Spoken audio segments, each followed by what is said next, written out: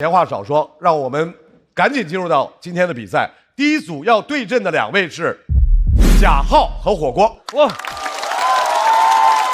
第一位出场的选手，去年他完成了从一轮游到进入总决赛的巨大的突破。那么从去年到今年这一年，也不知道他在美妆赛道上到底跑了有多远。哎，掌声欢迎贾浩。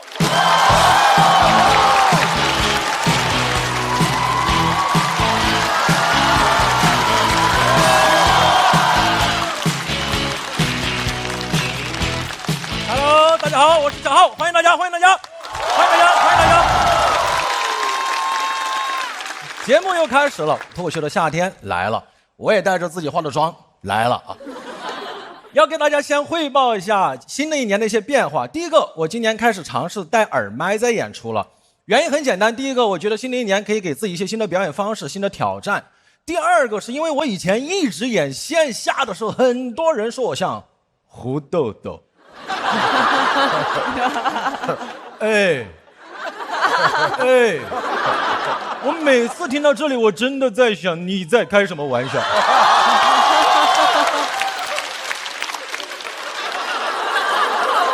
我比他高这么多，就玩嘛啊。第二个变化是去年讲了美妆的段子以后，一切都变了。我能够理解有人叫我姐妹，我也能够理解有人叫我美妆博主老师，但为什么有人叫我姐妹老师？这我都忍了，直到前天晚上有人叫我脱口秀梁龙。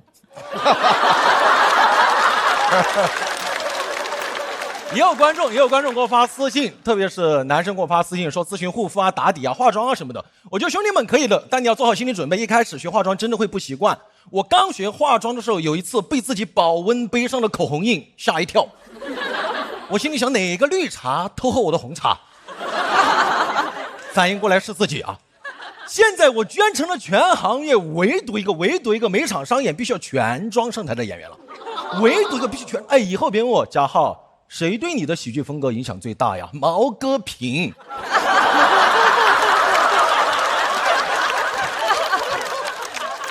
我现在对外都说我的恩师毛戈平，但如果雅诗兰黛和迪奥愿意教我的话，我愿意背叛师门啊。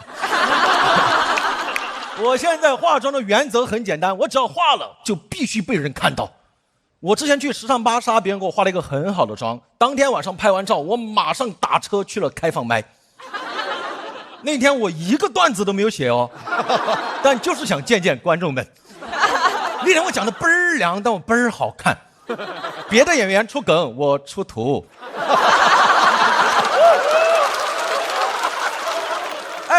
下来还有演员讽刺我说现在不写段子都赶来开放麦了，有点装。我什么有点装？我全装。我现在偶尔也会直播化妆，但时间段很尴尬。白天直播化妆吧，你们都在上班，没有人看；晚上直播化妆吧，化完不知道给谁看。你们有过那种化了一个很好的妆，不知道找谁分享的痛苦吗？有天晚上我真的化了一个很好的妆，真的没有办法，只好去找了我同小区的邻居海源和广志。他们大半夜的打开门，看的是全妆的我，心里也很慌。我第一次有那种想法，我心想，我这真的便宜这两个男的了。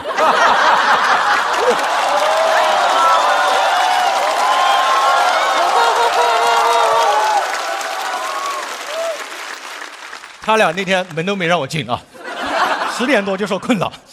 我其实直播化妆也会有羞耻，我怕被熟人看到，我怕被长辈看到。有一次被一个熟人长辈看到，罗永浩老师。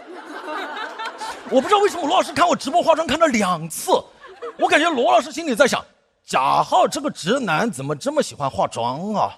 我心里想，罗老师您这个硬汉怎么这么喜欢看别人化妆啊？哎，那种彼此羞耻的感觉，真的好像你小时候在家里悄悄套丝袜，你爸穿着高跟鞋进来了。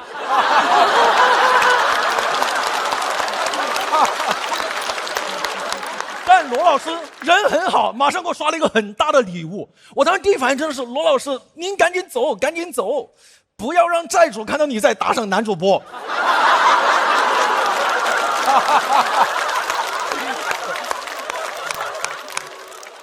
而且你直播化妆，你的步骤在不断的推进，每个人进来看到的点是不一样的，大家能够理解对吧？所以那天有个姑娘一进来就说，贾浩一看就不懂化妆嘛，他都不知道拍3分。哼，我刚刚才拍完3分，然后他就一直在那儿3分呢，3分呢，3分呢，他像个3分的微粉。我那天为了他，我拍了3遍3分，拍到后面我感觉我不是做喜剧，我在做京剧。再有人进直播间我就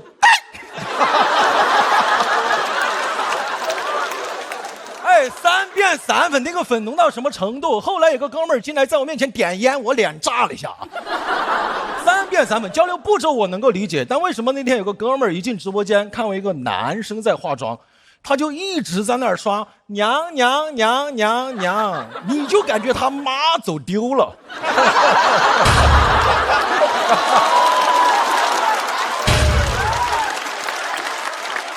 哎，我真的希望这位刷娘娘娘的朋友，事业和股票都跌啊！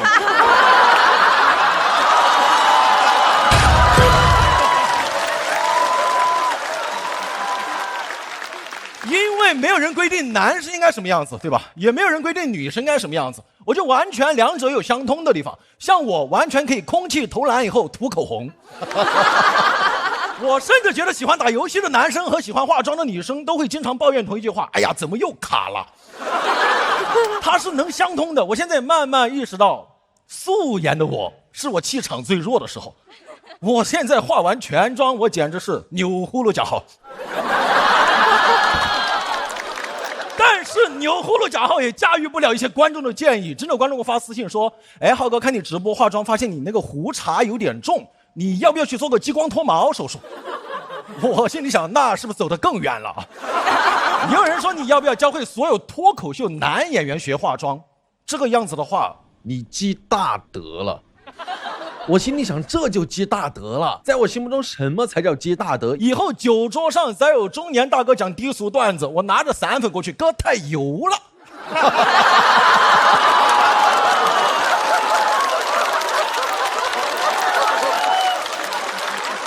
当然也被质疑过，刚讲化妆的段子，有人说你这个投机取巧，你就是为了取悦一些观众，讨好一些观众。我承认最开始是有点儿，但你要现在再这么说我就有点不理解了。大家听听这个数据，我现在9瓶粉底液，17管口红，30多把刷子，我去年化妆超过80次，有没有可能我就是单纯的陷进去了？有没有可能？所以我也在想，贾浩，你化妆究竟为什么呀？反倒是今年过年回家教我妈化妆的时候，我好像找到了答案。我妈让我教她化妆，但她完全不按你说的步骤来，经常打个粉底就要去打麻将，妆都不定一下，给我急的。我从来没想过我急起来我也会说出自己那么反感的话。我在那娘娘娘，3分呢，3分呢，3分呢。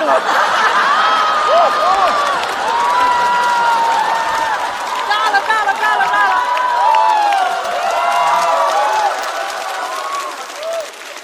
我妈一个四川阿姨用 TVB 的方式，好像道出了化妆的精髓。她说：“化妆嘛，最重要就是开心噻。”谢谢大家，我贾浩，谢谢。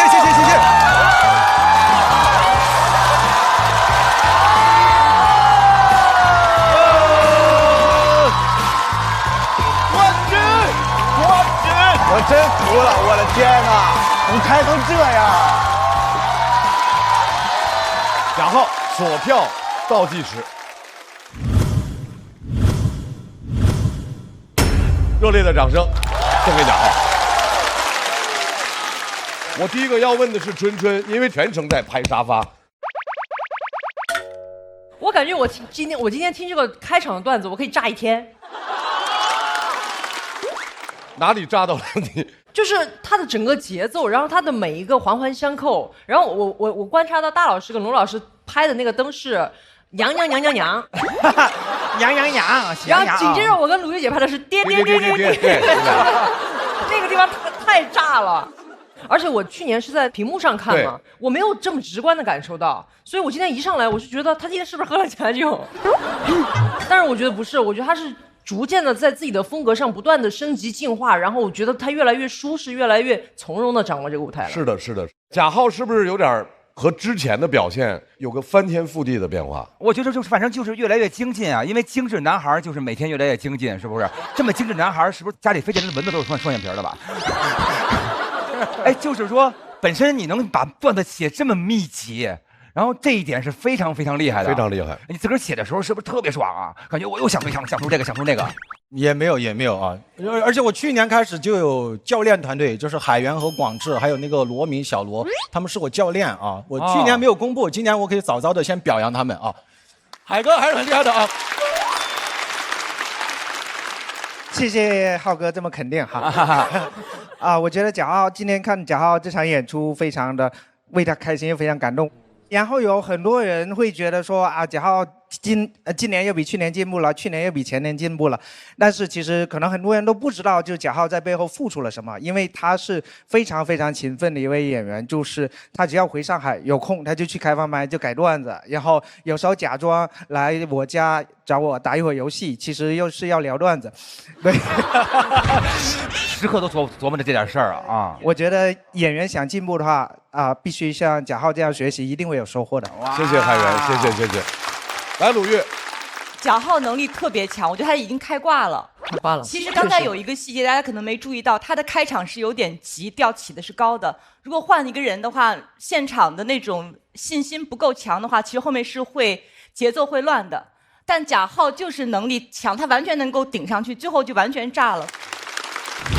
他有新人没有的那种对单口喜剧的热情，他还在线下演出，每场都是激情满满，然后还在一直写段子。他的文本磨得越来越扎实，然后他的表演找到了一个他自己最舒适的节奏。用卢毅老师的话讲，要怎么讲怎么有。浩哥是去开放麦最勤的演员之一，所以我觉得那些觉得自己才华被埋没的人，你先把开放麦的频次跟浩哥拉齐再说吧。我前段时间1个多月一直在巡演自己的主打秀，叫贾浩和郭光文，应该一共演了16个城市，18场，大概有15371个观众。你是四川的独苗。四川之光，贾浩老师一直代表着川籍演员在外面摸爬滚打，才有了我们这些小演员上台的机会。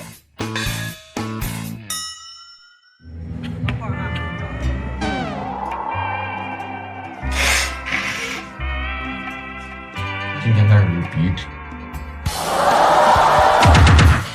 你们有点来了情到的那个。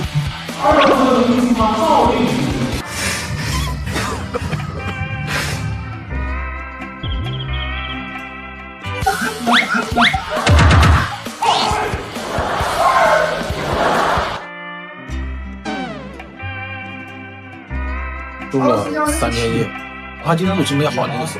嗓子也质量也好，我现在就跟那个小药罐子一样。再次把掌声送给贾浩，谢谢。贾浩休息一下，太棒啦！谢谢贾浩。要和贾浩 PK 的这位朋友，第一次来参加节目，第一次来就上强度。他之前是一位来自云南的警察。掌声欢迎火锅。大家好，我是火锅，现在是一个全职的脱口秀演员。以前是云南的一个警察，是在中缅边境派出所工作的。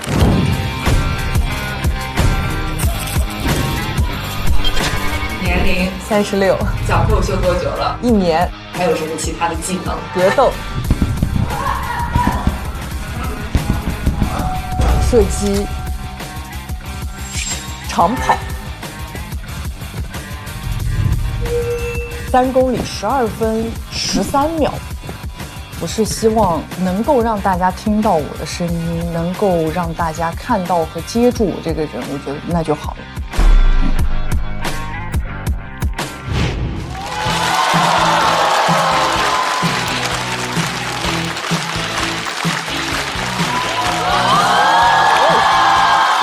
姐姐好帅啊！姐姐好辣。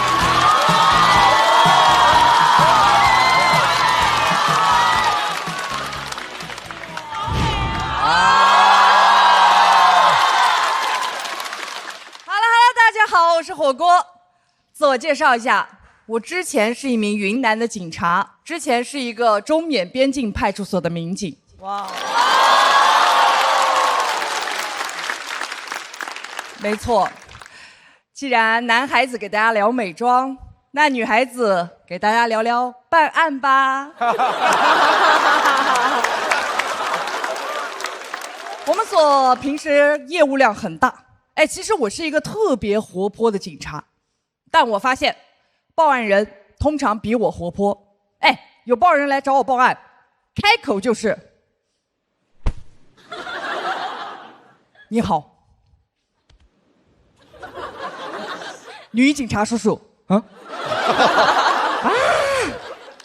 好奇怪的称谓啊！今天想给大家聊一聊我的警察故事。我从小就想做警察，因为我喜欢成龙的作品，我就想成为成龙那样的警察，太酷了，从来不走楼梯干。从警校毕业，我的越野和格斗是满分。去派出所报到，跑步的时候，有个人说男警和女警一起跑，女警跟不上。哼，那天我把那个人套了2圈。每次跑到他旁边，我还对着他的耳朵跑快点儿，男人。哎，其实我是想着，我表现得好一点，可以安排一个很酷的师兄来带我啊！我的脑海里已经出现吴彦祖的身影了。结果来带我的师兄，长得和那个哪吒里的太乙真人一模一样。他是个贵州人，说话还带怒音。天菩萨，天菩萨就是我们云贵川的 Jesus Christ。咋个会有跑得那么快的妹妹哦？走，带你出警。我一听我知道稳了，我要参加湄公河行动了。结果师兄带我去抓鸡，老百姓请客要做烧鸡，鸡跑了抓不着，打电话报警，说是报案人急得很，水都烧开了。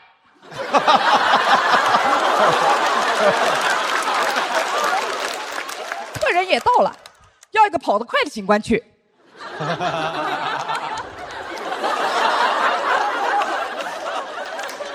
我跑得快有什么用？云南的鸡会飞，谁能抓得到飞机？那个鸡啊，飞过了边境线，飞进了缅甸。师兄站在边境线上叉个腰，也不知道为什么，中年男人的嗓子里住着一辆摩托车。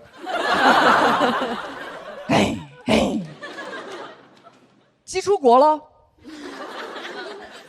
最后啊，我是让缉毒犬卧底成农村土狗。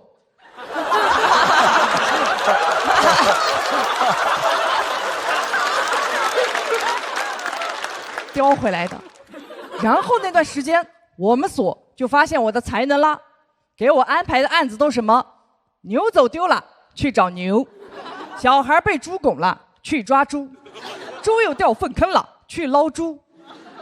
太难受了，咋个我这个警察专门办畜生的案子？我从小好强，但又特别爱哭。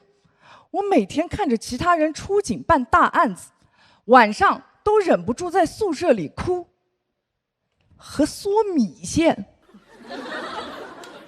啊，人真的好复杂，怎么可以悲伤的同时还贪吃，还自恋？边哭边嗦米线的时候，照了眼镜子，我发现，妈耶，我好有破碎感哦。但我不想做一个破碎的警察，我想做一个破案的警察。过了几天，正好是泼水节，所里安排我和师兄做便衣，维持秩序。师兄见我是第一次参加，说是要把体验感拉满，给我租了一条傣族裙，给自己搞了一件马甲。天菩萨，你们有没有见过太乙真人穿马甲？那2块布只能搭在上面，一吹，欢迎光临。关键师兄他也不懂啊，他给我租了一条鱼围裙，跑都跑不掉。那天我俩被泼惨了，师兄只记得租服装，忘了买水枪，我俩只能吐口水。但是我突然看到有一个男的把水灌到气球里，专门拿来砸女孩子，而且他还不过瘾，他跑到一个女孩子面前，把她衣领拉开，把水气球塞了进去，啪一下按炸了。好好的节日，只有畜生才会干这种事儿。哎，巧了，我这个警察专门办畜生的案子。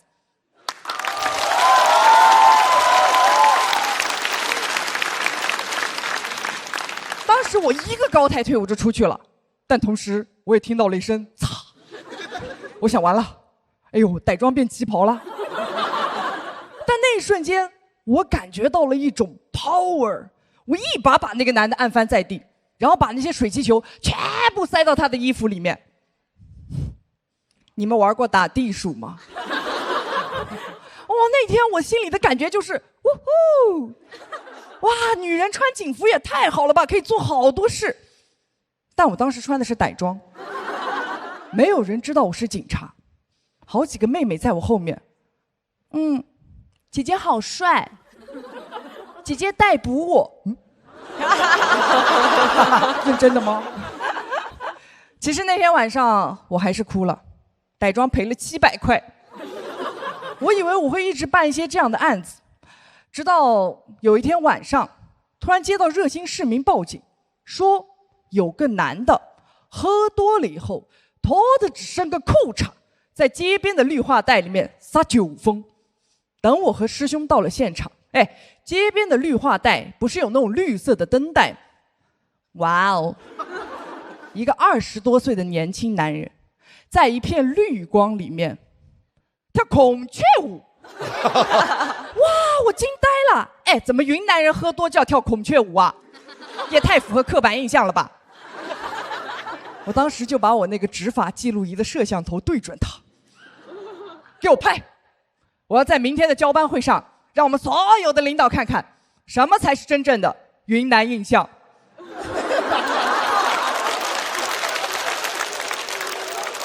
然后我们叫他赶紧出来嘛，他不肯。他说他的真实身份是孔雀公主，然后前面不是隔离带吗？他一个大跳跃，来到我的面前，伸出他的孔雀手，抓我的头。有时候警察也想报警啊。但我突然发现，这个人身上没有酒味，我一想着了，不是喝多了，是吃菌子中毒啊。更符合刻板印象了呀！我好怕他下一秒掏出一个葫芦丝开始吹了。我们赶紧把孔雀公主拉进医院了。果然，他一个人在家里炒菌子，炒着炒着尝了一口。过了一会儿，他家厨房门打开了，一只孔雀骑着杨丽萍进来问他：“你要跳舞吗？”难怪孔雀舞跳得那么有信念感。一转眼我已经工作18年了，有了很多奖状、锦旗，还有3等功。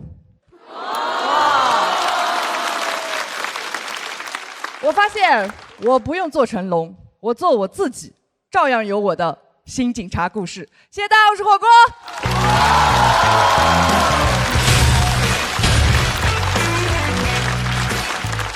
火锅的锁票倒计时。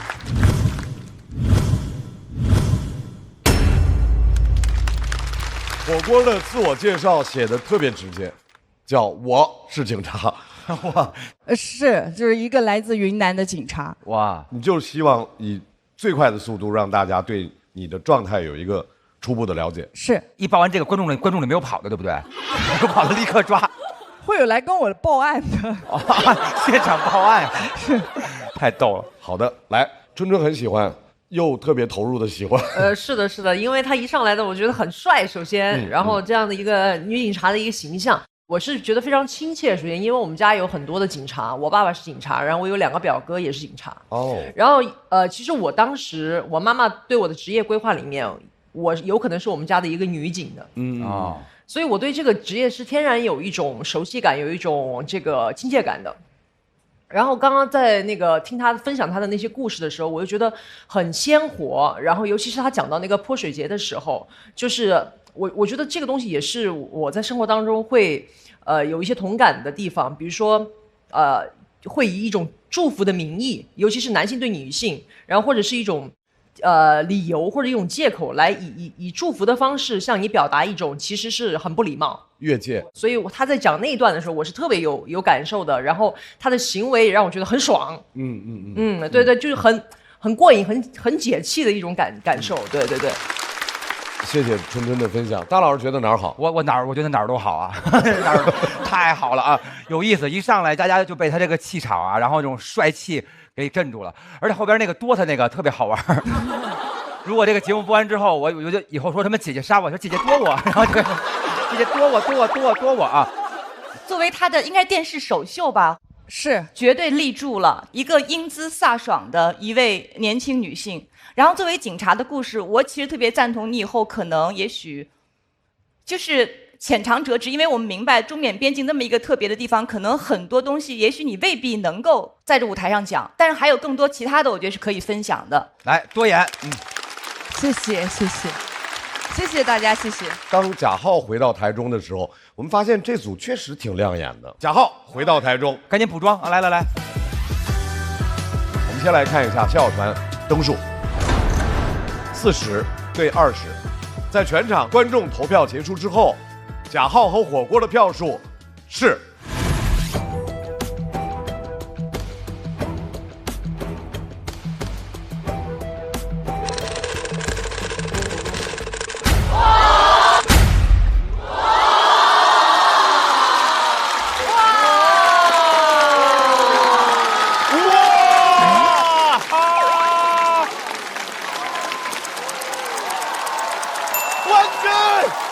贾浩冠军！